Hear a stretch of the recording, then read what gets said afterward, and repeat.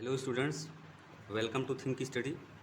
बच्चों, आज class 9th के साइंस के अध्याय 1 के अंतर्गत हम बात करेंगे पदार्थ की। तो अध्याय 1 क्या है? हमारे आसपास के पदार्थ। तो चलिए शुरू करते हैं। स्टूडेंट्स, सबसे पहले हम लोग समझते हैं कि पदार्थ यानी कि मैटर होता क्या है। कोई वस्तु जिसमें द्रव्यमान हो तथा जो स्थान घेरती हो पदार्थ कहलाती है। स्थान घेरने का मतलब ये है कि उस वस्तु में आयतन हो। ये हो गई पदार्थ की बात। अब हम बात करते हैं कि पदार्थ का भौतिक स्वरूप यानी कि फिजिकल नेचर ऑफ मैटर ये कैसा होता है। तो स्टूडेंट्स, पदार्थ सतत नहीं होता है। पदार्थ किसका बना होता है? पदार्थ कणों से मिलकर बना होता है। ये कण जो होते हैं ये अत्यंत सूक्ष्म होते हैं। ये कण कैसे होते हैं? अत्यंत सूक्ष्म होते हैं। इन्हें हम नंगी आँखों से नहीं देख सकते। तो ये तो हो गई पदार्थ के भौतिक स्वरूप की बात। अब थोड़ा हम समझते हैं कि पदार्थ कणों से मिलकर बना होता है, तो इन कणों की जो है अभिलाक्षणिक गुण क्या है। पदार्थ के कणों के अभिलाक्षणिक गुण क्या है?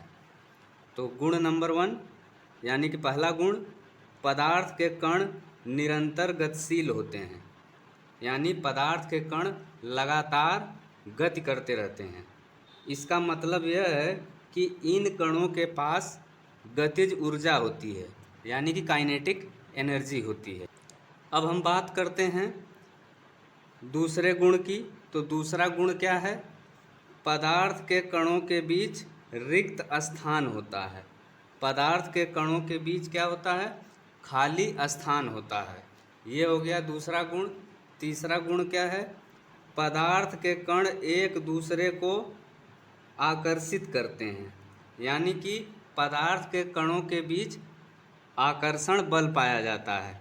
अब हम कुछ महत्वपूर्ण पॉइंट्स देखने जा रहे हैं जो कि बहुत इम्पॉर्टेंट हैं। तो चलिए नोट के अंतर्गत फर्स्ट पॉइंट, पदार्थ के कणों के बीच रिक्त स्थान और कणों की गतिज ऊर्जा ठोस में सबसे कम, द्रव अवस्था में मध्यम तथा गैसीय अवस्था में सबसे अधिक होते हैं। यानी पदार्थ के कणों के बीच जो रिक्त स्थान होता है और जो कणों की गतिज ऊर्जा होती है वो ठोस में सबसे कम होती है, द्रव अवस्था में उससे ज़्यादा होती है तथा गैसीय अवस्था में सबसे ज़्यादा होती है। और गैसीय अवस्था में कणों की जो गति होती है वो सबसे ज़्यादा होती है और द्रव अवस्था में कणों की गति जो होती है वो गैसीय अवस्था से कम होती है तथा ठोस अवस्था में कणों की गति जो होती है वो सबसे कम होती है। इसका जो मेन कारण है, मेन कारण क्या है? पदार्थ में कणों की गतिज ऊर्जा। अब हम नोट नंबर 2 की बात करें तो आकर्षण बल जो होता है वो ठोस में सबसे अधिक होता है। द्रव में क्या होता है? मध्यम होता है, यानी कि ठोस से कम होता है। और जबकि गैस में कणों के बीच आकर्षण जो बल होता है वो सबसे कम होता है।